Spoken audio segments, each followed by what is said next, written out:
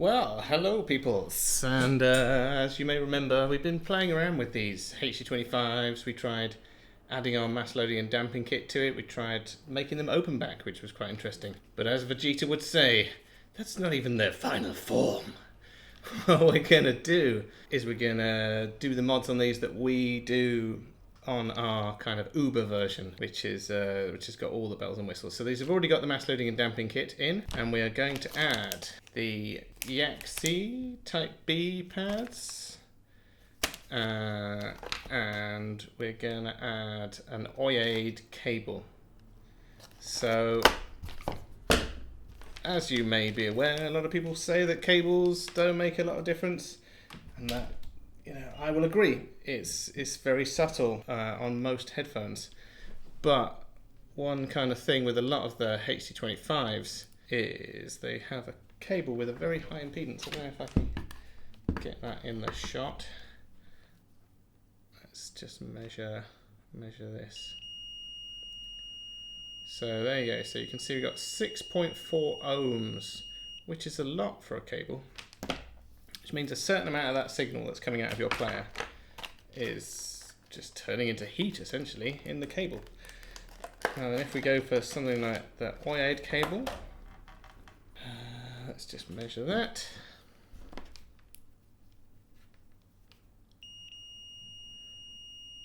And we're getting 1.3, 0 point something, 0.7, 0.5, sorry. This meter probably isn't accurate down to the kind of resistances that these are, but less than half an ohm. So, at least 13 times less impedance than the standard cable. And that's because the standard, a lot of the HD25's came with a steel cable, which was for strength. But if you're going for pure listening pleasure, upgrading to a silver-plated copper cable or just a plain copper cable will normally yield a little bit more sparkle in the high end. You'll just get a little bit more detail, I feel. This could be because your player's not, it's slightly easier to drive for the player because you've got less impedance. Let's have a look. Just plug this in.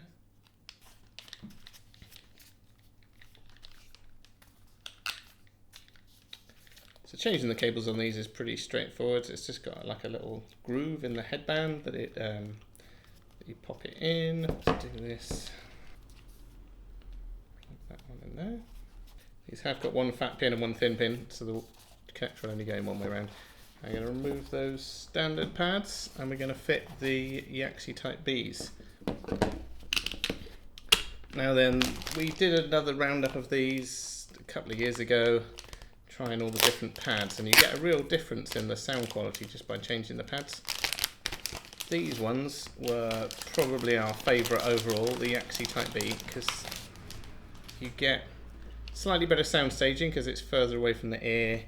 You get improved kind of sub-bass response. So in the very low notes under sort of 100 hertz, the HD25's tend to drop off a bit, and these should, I haven't actually measured it, I've only had a listen. You should notice a little bit of an uplift in the sub-bass kind of under 100 hertz region. But it'd be quite interesting to take some measurements now, compare it to our other measurements. Okay, so that's the Type B's on there. Just being a bit OCD, put the stitching at the bottom. Right, so they're beyond 9,000. This is probably the standard HD25's final form with all of the goodies. We did used to make our own cable, which was a little bit fancier, but even though we sold it for £60, because of the amount of time it took to hand braid a cable and make them, it used to take a couple of hours to make a cable. And essentially workshop time cost us about £30 an hour, so we ended up kind of losing money on every cable. So we did do them for many years, but eventually we kind of stopped. So these OIA'd ones are probably some of the best ones that you can buy that are kind of mass produced. Right, so I've got those plugged into set up on the thing, and you can see they cover the ears like a bit better because they're slightly bigger pads. They get more of a seal, which is why you probably get better bass. I'm just gonna get this all set up on the system, so I want to just turn the amplifier on, don't want to forget that. So what you want to do is measure we get a signal generator going at 300 hertz.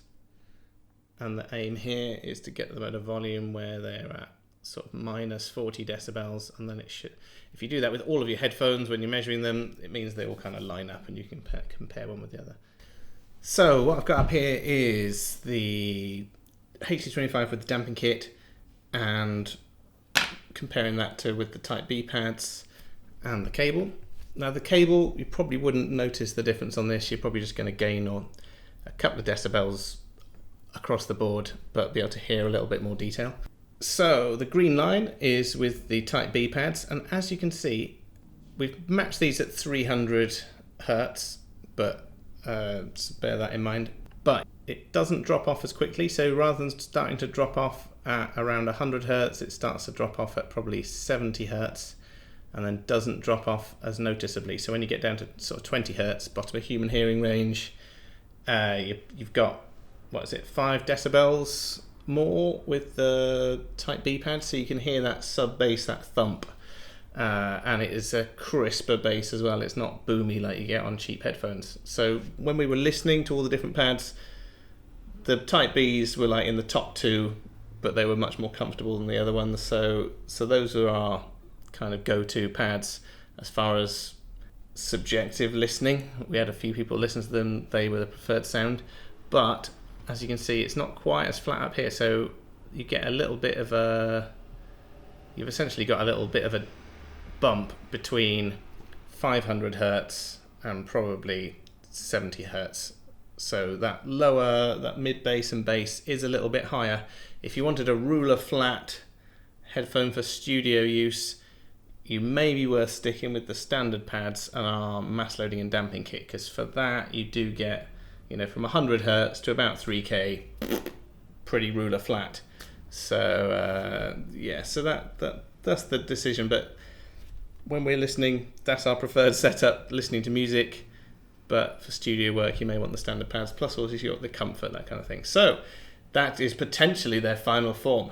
We do have the aluminiums as well, which sound ever so slightly better, just because the additional rigidity of the ear cups and stuff like that. So if you'd like to see some measurements on the aluminiums as well, we could do that. Or if there's any other HD25 mods or anything that you want to see some results on, let me know and maybe we can do it, because we've got loads of HD25s knocking around. We've got all the parts for them. There's loads of stuff we can do. It's a quick and easy video for me. So anyway, super fun hanging out. Like-a-dee, subscribe-a-dee, comment, that kind of thing. I don't know, give me a thumbs up. I give you a thumbs up. You give me a thumbs up. Thumbs up. All right. See ya. Final form.